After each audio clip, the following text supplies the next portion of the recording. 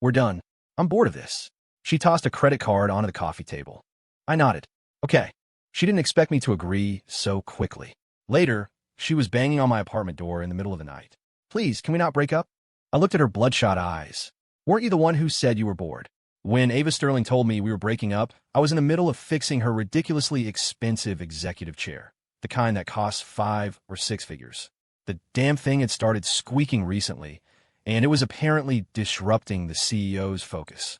She was standing in front of the floor-to-ceiling windows, backlit by the city lights. The designer suit she was wearing probably cost more than 6 months of my salary. Cole, she said, her voice as flat and controlled as ever. Let's end it here. I'm bored of this. I was still holding a Phillips head screwdriver, and I froze for a second. Then I nodded. Okay, just one word. Nothing extra. She visibly paused, turning to face me as if she'd never seen me before. Did you not hear me? I said, we're breaking up. I placed the screwdriver back in the toolbox and snapped the lid shut. I heard you. You're bored. I get it. Her lips parted, as if she wanted to say something else but thought better of it. Finally, she gestured toward the door. Take the card. Consider it compensation. I glanced at the card on the coffee table. It was one of those sleek, black, unlimited type things. There was probably enough on it for a professional slacker like me to coast for a few years. But I didn't take it. Don't need it, I said. I'll move back to my own place. I'll be gone tonight. I didn't have much stuff. It all fit into one suitcase. I had lived in this sprawling penthouse for almost a year, but the traces I'd left behind were pathetically few. A half-used tube of toothpaste in the bathroom. A small pot in the kitchen I used exclusively for making ramen. A gaming console in the corner of the living room. Everything else belonged to her. To Ava Sterling. She watched me pack, sitting on the sofa, her fingers drumming an impatient rhythm on her knee. She was not happy. I zipped up my suitcase and walked to the door. I hesitated, then turned back. The chair's fixed, I said. Try not to lean back so hard in the future. Otherwise, it'll start squeaking again. She shot to her feet. Cole, is there nothing else you want to say to me? I looked at her. Wish you the best in finding someone better. Her expression soured even more.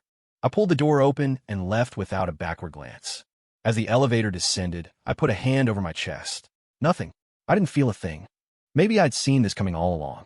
Ava and I were never from the same world. She was the CEO of a major corporation. I was just a low-level tech in her IT department. We'd gotten together by some weird twist of fate. To put it bluntly, she was acting on a whim, and I just went along for the ride. Now the whim had passed. She was bored. It was perfectly normal. I got back to my small rental apartment, and the first thing I did was fire up my PC and start re-downloading all the games that had been collecting dust in my Steam library. Then I ordered a pizza with extra jalapenos. My phone was silent. No texts, no calls from her. The next day, I slept in until noon. I didn't even bother with a formal email. I just sent a text to my department supervisor. Sick. Taking the day off. My supervisor replied almost instantly. No problem, Cole. Hope you feel better. Take care of yourself. Health comes first. The work can wait. His attitude was so ridiculously nice, he probably knew something was up. I spent the day in bed, scrolling through my phone. I refreshed my Instagram feed and saw a post from Ava's assistant. On site with the boss for the new project inspection. Boss is giving off 3-meter-high do not approach vibes today. The picture was of Ava's back. She was wearing the same suit from yesterday, her heels clicking authoritatively on the pavement. I swiped past it and went back to watching gameplay videos. That evening, I was in the middle of a heated raid with my online teammates when the doorbell rang. I figured it was the delivery guy with the barbecue wings I'd ordered, so I went to the door with a cigarette hanging from my lips. Standing outside was Ava. She'd changed clothes, but not into anything casual. She looked like she'd just come from some gala, her dress dazzlingly sparkly. Her face, however, wasn't looking so good. A little pale. Can I help you? I asked, leaning against the doorframe, making no move to let her in. She frowned at the cigarette in my mouth. When did you start smoking? Always have, I said. Just didn't do it at your place. She was quiet for a moment. Aren't you going to invite me in? Not a good time, I said. Place is a mess. Wouldn't want to offend your eyes, Miss Sterling. Her breathing hitched. Cole, do you have to talk to me like this? How should I talk to you then? I flicked some ash off the end of my cigarette. Give me some direction, boss. She stared at me, her eyes bloodshot. When you left yesterday, why didn't you take the card? Oh, I said. Forgot. Want to give it to me now? She looked like she was choking on her words. She finally squeezed out a sentence through gritted teeth. I don't have it with me. Then forget it, I said. It's not like I'm hurting for cash. She didn't leave. She didn't say anything. She just stood there in my doorway, staring at me. The motion-activated light in the hallway flickered off, and in the sudden darkness, I thought I saw her flinch. I sighed, stubbing out my cigarette in the ashtray by the door. I stepped aside. Come on in. Don't just stand there. She walked in immediately, her steps a little rushed. My place is tiny, not even 600 square feet. It couldn't compare to her sprawling penthouse. She stood in the middle of the living room, looking completely out of place. My unmade comforter was thrown on the sofa. The coffee table was littered with an empty ramen container and a can of Coke. The game was still flashing on the TV screen. Sit, I said. Grab a chair. They're not contaminated. She didn't sit. She just kept looking at me. You left yesterday, and you're already playing video games today. What else was I supposed to do? Have a good cry? Get wasted? That's so boring. She pressed her lips together. You don't seem sad at all. I'm all right, I said. I always knew this day would come. So, my acceptance level is pretty high. You always knew? She repeated. Since when? Since day one, I said, telling her the honest truth. Her face went even paler, whiter than her foundation. The air seemed to freeze. She stood there for another moment before finally pulling over a dining chair and sitting down, her back ramrod straight, like she was in a board meeting. I'm hungry, she said. What? I blinked. There's a 7-Eleven downstairs. They should still have some hot dogs on the roller. I want you to make me noodles, she said, looking at me. The way you used to, with an egg. I scratched my head. Ava, we broke up. Remember? You broke up with me. So I can't get a bowl of noodles after breakup? She shot back. Are you that petty? I had to laugh at her audacity. Fine. Wait here. I went into the kitchen and dug out some pasta and an egg. I had a little spinach, too. I started banging around pots and pans. She didn't follow me in, but I knew she was watching from the living room. The pasta was ready quickly. Simple broth, a fried egg on top, a few leaves of spinach. I brought it out and set it in front of her. Eat up, I said. Then you can go. She picked up the fork and ate slowly, bite by bite, as if she were counting grains of rice. When she finished, she put the fork down. The egg was a little salty. Yeah, I said. I'll keep that in mind for next time. Though there won't be a next time. She was not happy again. Are you that eager for me to leave? What do you want me to do? I started clearing the dishes. Have you stay the night? I've only got one bed. Not big enough for a queen like you. She stood up and grabbed her purse from a sofa. I'm leaving. Don't let the door hit you on the way out. She walked to the door, her hand on the knob. Then she turned back. The chair. It started to squeak again. Call customer service, I said. The warranty card is in the coffee table drawer. Calling me is useless. I quit. Her head snapped up. When did that happen? This afternoon. Submitted my resignation digitally. It's already been approved. You're not my boss anymore. She seemed to be completely out of words. She pulled the door open and left. This time, her footsteps were heavy. Clomp, clomp, clomp. I closed the door and went back to my computer. My game character was dead. My teammates were cussing me out over the voice chat. I put on my headset. Sorry, had to deal with something. Let's go again. The next day, I was debating whether to find a new job or just coast for a couple of months when the doorbell rang again. It wasn't Ava this time. It was her highly competent assistant, Kevin. Kevin was smiling obsequiously, holding several luxury brand shopping bags. Mr. Harrison, Ms. Sterling asked me to drop some things off for you. I blocked the doorway. What things? Some clothes for the new season, and some of your favorite snacks. Ms. Sterling said. Take them back. I cut him off. I don't need them. Mr. Harrison, please don't make this difficult for me. Kevin's smile was strained. Ms. Sterling's orders. Her orders are her business, I said. My refusal is mine. It has nothing to do with you. Go on, get out of here. I closed the door in his face. A moment later, my phone rang. It was an unknown number. I answered it. Hello. There was a few seconds of silence on the other end. Then Ava's voice came through. Why didn't you take them? I have no use for them, I said. Those brands, they look like knockoffs on me. Then what do you want to eat? I'll have my assistant go buy it. Ava, I said, using her full name. What exactly are you trying to do? Silence again on her end, just the sound of her breathing. After a long moment, her voice came through, low and soft. My stomach hurts. I didn't eat well yesterday, and I haven't eaten today. So, I asked, why are you calling me? Call your personal doctor. His prescription doesn't work. Then I'm even more useless, I said. I'm just a guy who fixes computers and happens to know how to boil pasta. I can't cure your stomach problems. Cole. Her voice was trembling. You really have to be like this, don't you?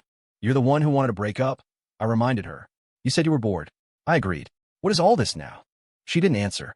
She just hung up. I watched the phone screen go dark, pulled the last cigarette from the pack, and lit it. Damn it. This was getting annoying. Things were quiet for 2 days. I sent out a few resumes, scheduled a couple of interviews. They all seemed mediocre. In the meantime, my college buddy Leo called. Cole, dude, let's go grab a beer. Your boy got a promotion. That night, at a crowded neighborhood barbecue joint, Leo slung an arm around my shoulder. So you really did it, huh? You actually quit? That's a huge corporation, man. Yep. I clinked my bottle against his. It was getting boring. So, what about? You know. He wiggled his eyebrows. The big boss? Ava. Over, I said. She ended it. What? Leo slammed his hand on the picnic table. So you walked away with nothing? You didn't get anything out of it? I got some peace and quiet, I said. Yeah, right. Leo didn't believe me. A woman on that level. You're telling me you could just walk away and be done with it? I took a swig of beer and said, nothing. Done with it or not, did it really matter? She didn't want me anymore. Was I supposed to grovel and beg? That's just pathetic. As we were drinking, Leo suddenly nudged me hard. Dude, look over there. I followed his gaze. Under the greasy, yellow lights of the barbecue joint, Ava Sterling was standing next to a black luxury sedan, looking right at me. She wasn't in a suit today. She was wearing a dress with a trench coat thrown over it, looking completely and utterly out of place. Holy, Leo was speechless. How did she find you here? I put my beer down. You keep drinking. I'll go see what she wants. I walked over to her. I could smell the faint, expensive perfume on her, mixed with the smoky grease from the grills. It was a weird combination. Are you stalking me? I asked. She didn't answer, just looked in my eyes. I called you. You didn't pick up. It was on silent, I said. What do you want? I haven't had dinner yet. And I want to eat this too. She pointed to a nearby table piled high with skewers and ribs. I stared at her. Ava, this isn't your kind of place. You can eat here. Why can't I? I'm tough as nails. You're a delicate flower. If you get food poisoning, I can't afford to take responsibility. She took a step closer, her body almost pressing against mine. I don't need you to be responsible. Under the lights, her eyes were shining with a frightening intensity. Just tell me, are you going to buy me dinner or not? In the end, I bought her dinner. I pulled out a plastic stool for her and wiped it down 3 times with a paper napkin. She sat down gingerly, the hem of her trench coat dragging on the dirty ground. Leo had already made a discreet exit. I handed her the menu. Order for yourself. Don't get too much. It's a waste if you can't finish it. She stared at the greasy, laminated menu, looking lost. Never been to a place like this? I asked. No. Then I'll do it. I took the menu back and ordered some standard stuff from the owner, telling him to go easy on the spice. While we waited for the food, neither of us spoke. She kept watching a group of college kids at the next table who were loudly playing some drinking game. There was a curious look in her eyes. Did you used to come to places like this often? She asked suddenly. Yeah, I said. When I was broke. It's good enough. Cheap, and it fills you up. She was quiet for a moment. Was it boring? Being with me? I glanced at her. Why the sudden question? I just want to know. The food arrived. I handed her a piece of grilled cornbread. It was fine. Everyone lives their life differently. She took the cornbread and took a tiny bite. Then her brow furrowed. It's so tough. That's how it is when it's grilled. I picked up a skewer of chicken. Try this. She took the skewer, hesitated, then took a bite. Immediately, she started sucking in air, her eyes watering from the spice. Water, she gasped, pointing at her throat. I quickly handed her my ice-cold beer. She took a huge gulp and finally managed to catch her breath. Her lips were red, and her eyes were glistening. Why is it so spicy? She complained in a small voice. I told him easy on the spice, not no spice, I said. I forgot you can't handle any. She looked at me and suddenly went quiet. After a moment, she said softly, See? You even remember that I can't eat spicy food, but you won't get back together with me. My hand holding a rib froze. That's different. How is it different? Remembering you can't eat spicy food is a habit. Getting back together is something else entirely. She put down the beer bottle. Cole, I regret it. The wind blew, messing up a few strands of her hair. When I said we should break up that day, I was just angry. Her voice was very soft. I never thought you'd actually agree. I put down my food and wiped my hands. Ava, you're not the type of person who says things they don't mean when they're angry. I am. She suddenly became agitated. I am. That day, I was in a terrible mood. There was a problem with the project, and you were just focused on fixing that stupid chair. You didn't even look at me once. I was taken aback. So you told me to get lost? Yes. I laughed. See?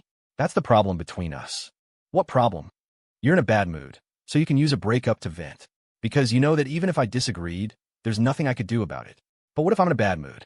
Can I throw things? Can I lose my temper with you? No. Because you're Ava Sterling, and I'm just Cole Harrison. We were never equals to begin with. Her mouth opened, but no words came out. The light in her eyes began to dim. So, her voice was hoarse. You never really liked me? It was just because I'm Ava Sterling. No. I shook my head. I like you. I really did. But what does that matter? Did you like me? Or were you just used to me waiting on you? She was at a loss for words. See? You don't even know yourself. I stood up and went to pay the bill.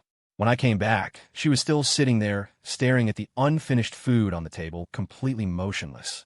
Let's go, I said. I'll walk you to your car. She slowly stood up and followed me to the car. The driver got out to open the door for her. Before she got in, she suddenly turned to look at me. What if I change? I looked at her. The night wind lifted her long hair. The streetlights reflected as tiny sparks in her eyes. Don't change, I said. If you change, you won't be you anymore. Her eyes instantly turned red. Cole, you're a real bastard. Yeah, I nodded. Takes one to know one. She got in the car, and it drove away. I stood on the sidewalk and lit a cigarette. Leo reappeared from somewhere. All talked out, I saw her eyes were red. Did you make her cry? Do I look like that kind of guy? Yes, Leo nodded emphatically. You absolutely do. I gave him a light shove. Seriously, though, Leo leaned in. What are you really thinking? A woman like that, a total goddess, humbling herself to come find you. You're not tempted at all. I said, but I don't have the guts anymore. Why not? I think it'd shorten my lifespan. Leo burst out laughing. You're just being stubborn. I didn't say anything. It wasn't stubbornness. It was the truth. Being with Ava was exhausting. I always had to be on, trying to guess what she was thinking, catering to her moods. I was a slacker by nature.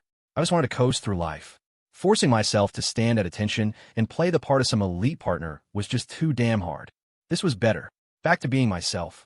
A few more peaceful days passed. I found a new job at a small company. The pay wasn't great, but it was chill. 9 to 5. I play games after work, sleeping on weekends. I'd think about Ava occasionally, but it was just a fleeting thought. Until that night. I had just gotten out of the shower when I heard the doorbell ringing like someone was leaning on it. I frowned and went to the door. It was Ava.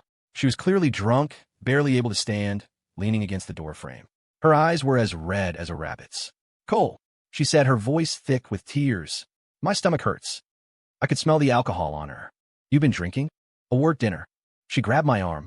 I had so much. I sighed and helped her inside.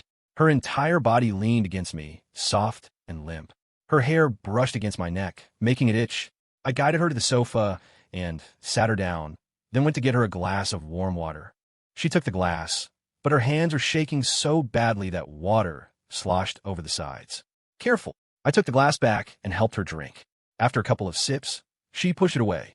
I feel sick. Serve you right, I said. Drinking so much when you can't handle it. She looked at me pitifully. No one was there to run interference for me. Get your new assistant to do it. I don't have a new assistant. She shook her head. I fired them all. I was speechless. How many people did you fire? 3. She held up 3 fingers. None of them were as good as you. Looking at her drunken state, I knew it was pointless to argue. Just lie down for a bit, I said. I'll get you some honey water. As I started to get up, she suddenly grabbed my hand. Don't go. Cole. She looked up at me, her eyes wet and glistening. I was wrong. What were you wrong about? I asked instinctively. I shouldn't have said we should break up. She buried her face in my palm. I shouldn't have thrown a tantrum. I shouldn't have been so proud. Her voice was muffled and choked with sobs. I won't be like that anymore. Can you come back? Please. I didn't say anything. She waited, and when she got no response, she lifted her head. You still won't forgive me. Tears streamed down her face. I'm begging you like this. Ava, I pulled my hand away. You're drunk. I'm not drunk, she grew agitated. I'm perfectly sober. I know what I'm saying. A sober person wouldn't be saying these things. Then tell me what I should say. She stood up, swaying on her feet. Should I say that I really miss you? That I can't sleep without you? That it hurts every time I see that empty chair? She grabbed the collar of my shirt. Cole, teach me. What should I say? What should I do to make you come back? I looked at her bloodshot eyes. I had never seen her so out of control. The always composed, untouchable Ava Sterling now looked like a lost little girl. Sit down first, I said. You're going to fall. I won't sit. She clung to me stubbornly. You have to give me an answer tonight. An answer to what? Do you still want me or not? She stared into my eyes, enunciating every word. Her question landed in the room, and the silence was so complete I could hear the hum of the refrigerator. I looked at her red-rimmed eyes, at the hand clutching my shirt so tightly the knuckles were white. You're drunk, I repeated, trying to pry her hand off. I'm not drunk. She held on tighter, practically hanging off me. You do this every time. You change the subject. You're too scared to answer me directly. I sighed. Fine. Then you tell me. I want you. And then what? Then, she faltered. Then we go back to how things were. How things were. I laughed. Are you sure that's what you want? You're just as busy, never around. I try to talk to you, and you're always answering emails. We have dinner together, and you take 8 different calls. Even sex felt like you were rushing to a meeting. Ava, haven't you had enough of that kind of life? Her mouth hung open, as if she'd been put on pause. After a few seconds, the light in her eyes shattered. So, her voice trembled. You really don't want me anymore? I didn't answer. She let go of my shirt and took a step back, stumbling. I instinctively reached out to steady her, but she pushed my hand away. Don't touch me. She steadied herself against the wall. Her head was bowed, her long hair hiding her face. I couldn't see her expression, only that her shoulders were shaking slightly. I get it, she said, her voice barely a whisper. I'm sorry for bothering you. She turned and walked toward the door, her steps unsteady. I watched as she reached for the doorknob. She missed. She tried again and still couldn't find it. Then her whole body slid down the door, and she ended up sitting on the floor. She buried her head in her knees and didn't make a sound. I stood there, watching her, curled up into a little ball against the door. She looked so small, nothing like the formidable CEO with a 2-meter-wide force field. I waited for about a minute, then I walked over and crouched down in front of her. Ava. No response. I reached out and touched her shoulder. She flinched violently and looked up, her face a mess of tears. I froze. I had never seen her cry. Not once. What are you looking at? She said through a stuffy nose. Never seen someone cry before. Never seen you cry. She scrubbed at her eyes with the back of her hand, which only made more tears fall. My stomach hurts. She sobbed. It really hurts. Good, I said. That's what you get for drinking so much. That just made her cry harder. In the end, my heart softened. I pulled her up from the floor, helped her back to the sofa, and went to the kitchen to make her some warm honey water. When I came back, she was sitting on the sofa, hugging her knees, her eyes red and swollen. She looked like an abandoned puppy. I handed her the cup. She took it and drank in small sips. When she was done, she gave the empty cup back to me. Still hurt? I asked. Yeah. I sighed, went to the first aid kit, and found some stomach medicine. I popped 2 pills out according to the instructions and got her another glass of water. Take these. She looked at the pills in my hand and wrinkled her nose. They're bitter. I almost laughed. Ava, how old are you? She pouted but reluctantly took the pills, put them in her mouth, and swallowed them with a big gulp of water. She even stuck her tongue out afterward. So gross. I ignored her and put the glass back on the coffee table. She sat quietly on the sofa for a while, then she scooted a little closer to me, then a little closer, until her arm touched mine. I turned to look at her. She immediately looked down, pretending to be examining her fingernails. She said in a small voice. That question you asked me earlier. I've been thinking about it. What question? About whether I want to keep on like that. Oh, and I think. She took a deep breath. It could be different. How different? I could take fewer calls. She stared at her knees. I can put my phone on silent during dinner. I could try not to work on weekends. Her voice got quieter and quieter, as if she didn't quite believe it herself. And I asked. And she thought for a moment. I could learn to eat spicy food. Go to those barbecue joints with you. I could even go out in the sun without an umbrella. She looked up at me, her eyes still red but bright. I'll change. I really will. I looked in her eyes, so earnest, so full of hope, like a little kid waiting for the teacher to give her a gold star. I looked away. You don't have to. The light in her eyes died instantly. Why? Her voice trembled. Because you can't change, I said. And you shouldn't have to. How do you know I can't? I've known you for a year, Ava. I know exactly what kind of person you are. You're a workaholic, a control freak. You're obsessed with your image. These things are all part of you. If you force yourself to change for me, you'll be miserable and I'll feel awkward watching it. She stared at me, stunned. So, she mumbled, you think I'm a lost cause? Something like that. Then what did you ever like about me? I thought about it seriously. You're beautiful, rich, smart. You have great legs. Her expression went blank for a second. That's it. What else? Were you expecting me to say something about a soul connection? She fell silent again, her head bowed, her fingers twisting together. After a long time, she suddenly looked up. Cole, kiss me. I stared at her. What? Kiss me? She repeated. And I'll forgive you. Forgive me for what? For calling me a control freak obsessed with her image. I looked at her. You're being ridiculous. So I'm being ridiculous, she said, completely unabashed. Are you going to kiss me or not? No. Why not? We broke up. It's not appropriate. Then why did you help me when I was crying earlier? Humanitarian aid. Then you can give me a little more aid right now. She closed her eyes.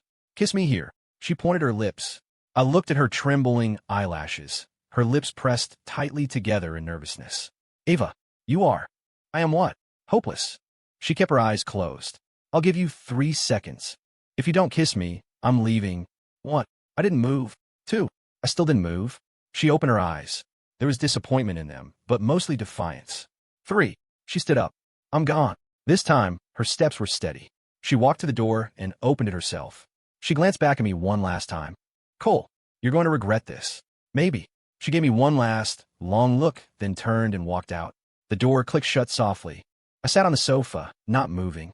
The air still held the lingering scent of her perfume and a faint trace of alcohol. The next morning, I was woken up on my phone ringing. I fumbled for it. It was Leo. Cole, something huge just happened. I rubbed my eyes and sat up. What is it? Did you see the company group chat? I left that chat ages ago. How would I see it? I'll send you a screenshot. A few seconds later, several screenshots popped up on my phone. They were from the general all-staff chat at my old company. The latest message was from Ava. At all starting today, I will be on leave for 1 month. All company business will be temporarily managed by VP Miller. Urgent matters should be sent via email. Do not contact me for non-urgent issues. Below it was a flood of replies. Got it, mixed with various confused emojis. I stared at the message for a long time. Did you see it? Leo was shouting on the other end of the line. The boss is on vacation. For a month. She has never taken a vacation this long since she took over the company. Yeah, I said. I saw it. Do you think something happened? Is she having a breakdown or something? Or is she sick? I don't know. How are you so calm? Leo sounded suspicious. This doesn't have something to do with you, does it? Maybe, I said. She came to see me last night. The line went silent for 3 seconds, then erupted in an earth-shattering "in no way." Leo grilled me for details. I gave him the short version of what happened, leaving out the parts about her crying and asking for a kiss. So, Leo took a while to process it. She's doing this. To change for you, I don't know, I said. It could just be an impulse. But what if it's real? Leo got excited. The rich heiress giving up her empire for you. How romantic is that? What's romantic about it? I said. In her position, just taking off for a month like that. The company must be in chaos. So, what are you going to do? Wait for her for a month. No, I said. I'm just going to keep doing what I'm doing. Dude, is your heart made of stone? Leo lamented. A woman that beautiful, doing all this for you, and you're not even budging? I budged, I said honestly. But budging isn't enough. Then what is? I don't know, I said. Maybe time. After hanging up, I got up to wash my face.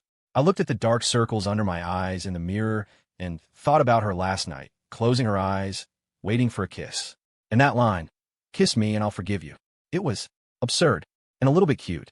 I shook my head, trying to clear the images from my mind, and left for work. The new company wasn't far from my place, just 3 subway stops. The work was simple, maintaining the office network and computers. My colleagues were all young, and the atmosphere was relaxed. During lunch, I scrolled through my Instagram. A new post from Ava popped up. It was a picture of the sky, a deep blue without a single cloud. The caption read, Day 1. The location tag was a coastal town in California. I clicked on the picture. It was indeed the place she always went for vacation. There were already a ton of likes and comments. Have a great time, Ms. Sterling. Get some rest. That sky is beautiful. I swiped past it. The days passed one by one. I settled in my new job. 9 to 5. Games after work. Sleeping in on weekends. I'd occasionally see a post from Ava on my feed. Sometimes it was the ocean, sometimes mountains, sometimes the cover of a book. The captions were always short. Day 2. Rain. Quiet. Just like her. Terse and to the point. I never liked or commented. Leo, on the other hand, frequently sent me updates. The boss went hiking today. The boss is staring at the ocean. The boss is reading philosophy now. Can you believe it? I texted him back. You're paying so much attention to her. Why don't you go after her yourself? He immediately backed down. No way, man. I could never handle a woman like that. You two are a better match. I didn't reply.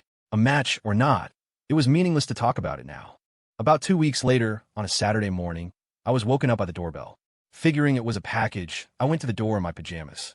Standing outside was Ava. She had lost a little weight, but looked healthy. She was wearing a simple t-shirt and jeans, her hair tied back in a ponytail. No makeup. She was holding 2 grocery bags filled with vegetables and meat. Morning, she smiled at me. I bought groceries. Came to make you breakfast. I stood there, stunned, not processing it. She casually slipped past me and walked into the apartment. Go get ready. It'll be done soon. Then, as if she owned the place, she walked straight into my kitchen. I stood rooted to the spot, watching her back as she bustled around my kitchen. It felt like a dream. By the time I finished washing up, breakfast was on the table. Fried eggs, bacon, toast, and 2 glasses of milk. Sit, she said, taking off an apron. Try it. I sat down across from her. What are you doing here? I got bored on vacation, she said.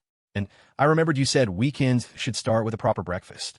I looked at the food on the table, then back at her. You made all this? Yep. She looked a little proud. I've been practicing for 2 weeks. I don't burn the eggs anymore. I picked up my fork and tried the egg. It was actually good. Cooked perfectly. How is it? She watched me expectantly. It's okay, I said. Better than ramen. She smiled, her eyes crinkling at the corners. I'll make it for you often then. I didn't reply, just kept my head down and ate. After breakfast, she started clearing the dishes. I stood nearby, watching her wash them. Her movements were still a little clumsy, but she was very focused. This past month, I asked, is this all you learned? Not just this, she said. I learned a lot of other things. Like what? Like how to relax, how to waste time, how to not think about you. The last part was said so softly, but I heard it. And how did that go? I asked. I failed. She turned off the faucet and turned to face me. The more I tried to relax, the more stressed I got. The more I wasted time, the more anxious I felt. And the more I told myself not to think about you, the more I thought about you. I looked at her wet hands and her even wetter eyes. Ava, you are. I am what? She took a step forward. Hopeless. Yeah, then maybe you should consider reviving me. I reached out, cupped the back of her neck, and pulled her in for a kiss. It wasn't a gentle peck. It was fierce, charged with all the frustration of the past month. She stiffened for a second, then immediately kissed me back, more passionately than I could have imagined. A plate clattered back into the sink. Neither of us cared. The kiss tasted like mint toothpaste and bacon, and it was a little salty, maybe from her tears. We finally broke apart when we were both breathless. Her lips were red and swollen, her eyes were bright and wet, and her chest was heaving. So, she panted. Was the revival a success? I don't know. I brushed my thumb across the corner of her mouth. We'll have to monitor the long-term effects. She laughed and buried her face in my shoulder. Cole, you were a real bastard just now. Learn from the best. She nipped my neck gently. So are we. Her voice was muffled by my shirt. Back together? What do you think? I think we are, and I'll take your word for it. She lifted her head, her eyes sparkling. Then from now on, you're mine to manage.